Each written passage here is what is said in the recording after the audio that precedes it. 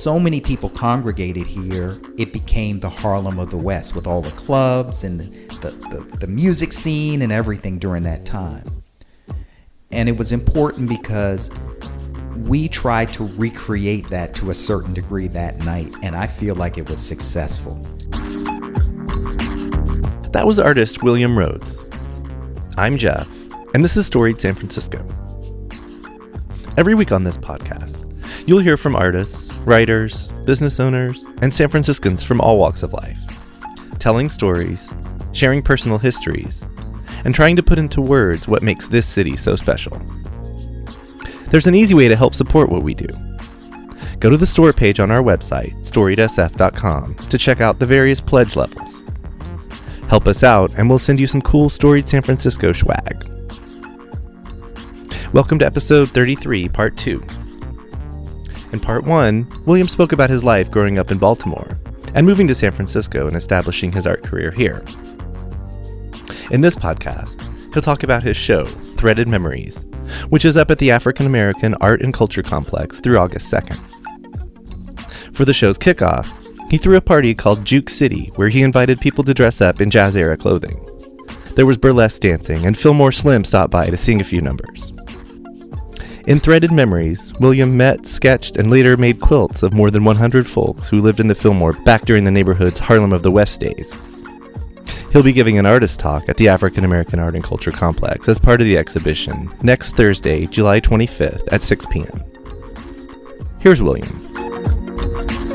3.9 absolutely influences the majority of the shows that I do here. This particular show is my own solo show, but they absolutely influence, my subject matters and everything else. Really, I give them credit for that influence. How many folks are involved in the organization? Originally, we had up to 30, but because of, like we talk about the numbers, 3.9, we're maybe 22 because many of us, had to leave because of the cost and various reasons. We're pushed out of the city. Yeah, but there's still a couple dozen people left in the collective. Yeah. Well, I'll start off so this makes sense. So my actual art exhibition, which is at the African American Art and Culture Complex, 762 Fulton Street, that show is called Threaded Memories. But there's a connection, which is Juke City, Harlem of the West. That was the actual party aspect of it. And I want to be very clear, they're both tied together, but that party was a huge part of the show, the opening night. It was really special to me because, number one, I was able to get several buses to bring in seniors from various senior citizens' homes in the area. When you go to the show, you're going to see a series of quilts, and this is the Threaded Memories part of the show. And these quilts have portraits of various seniors. There were 101 seniors that took place. They ranged in age from 103 to your early 60s. And I was able to record their stories, and they helped me with finishing the quilt. I mean, a big shout out for all of the people that helped me with the sewing, helped me with the embellishing of the glitter. I mean, they really stepped up and helped me with all of that. So they actually were a part of it. And this party that took place, you can imagine that we had a big crowd, and the people that had their portraits on these quilts, people could actually identify them in the crowd. So these seniors became celebrities for the night. And they are very deserving. Thank you. Yes. I mean, where did the idea for the party, where did that come from?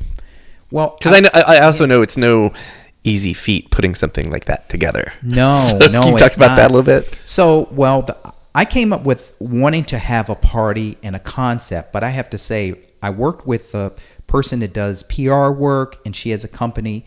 Her name is Rebecca Williams, and she really helped me solidify that, and she helped me with the name and everything else. So I have to give her credit. All right. Shout out to Rebecca. Yes. So that's really where that idea came from.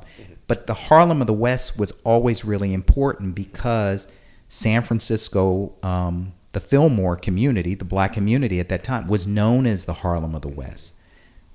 What that basically meant was there was a thing called a chitlin circuit. Mm-hmm. African Americans, during the 20s, 30s, 40s, and 50s, they couldn't perform everywhere. Right. And they couldn't stay everywhere in hotels or whatever. So they had these like circuits of like safe places they could travel.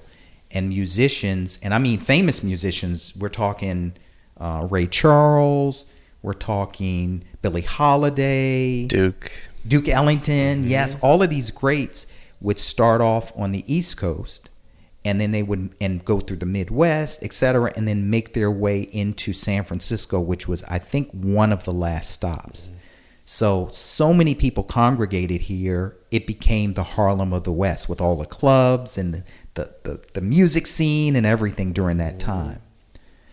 And it was important because we tried to recreate that to a certain degree that night, and I feel like it was successful. We had Fillmore Slim perform, the real Fillmore Slim. That's so cool. Yes. We had a burlesque show. I mean, it was amazing.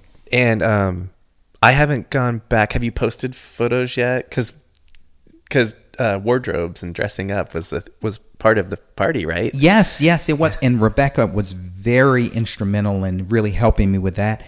We had quite a few people dress up. Nice. We wanted more, I'm telling you now. We had people come in with the Warriors outfits because that was the same night, the game.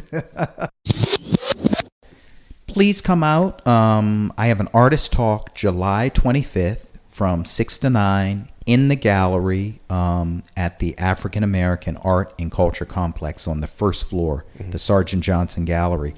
Please come out. I'm going to try to get some more of the seniors to be there so you can hear me talk, but better than that, you can ask them questions. People that were actually a part of the Harlem of the West, that witness, help make it, help shape it. They're going to hopefully be in the audience as well. So you can ask them all of the stories too. Cool. So be there. Come. I'd love to see you that night.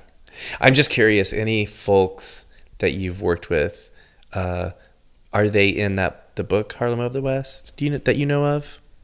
I think some are. I can't identify exactly who, but there are some, because there are some of the seniors had historic photographs. Right. Mel Simmons is one person too I have to mention, and I want to thank him because he had historic photographs from that period that he was willing to allow me to use during the opening. We did almost like a slide presentation where they were flashed up, and it was a Q&A where you had to guess what these pictures were or these scenes or parts of the city, and he was there to help you with that. I mean, I'm just really thankful for the opportunity and just really excited about to see where this goes. That was William Rhodes. Join us next week when we'll hear from Ellie Simmons, daughter of Specs and current owner of the North Beach Bar. Music for the podcast is by Otis McDonald. Film photography is by Michelle Kilfeather. Please follow us on Facebook, Twitter, and Instagram to learn about some of the stuff we do besides the podcast. Find the 80-plus episodes on our website, storiedsf.com, which is also where you can go to pledge your support for what we do. If you're listening on Apple Podcasts, please rate and review the show. Send comments or suggestions to storiedsf@gmail.com. Thanks for listening.